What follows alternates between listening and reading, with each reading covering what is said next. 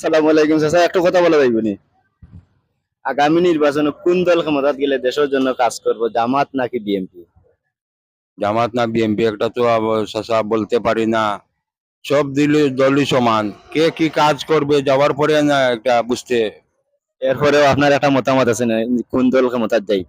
মতামত তো বিএনপির কথা সাইডে আমি শুনতেছি, বিএনপির আলাপ আলোচনা হচ্ছে যে বিএনপি যাবে, সবাই ভোট দিবে। এখন কোন দল যাবে বাবা, এটা তো আর সঠিক বলা যাচ্ছে না, এটা তো আল্লাহ জানে। ধন্যবাদ আপনার সুন্দর মতামত। আসসালামু আলাইকুম ভাই, একটু কথা বলা যাইবনি।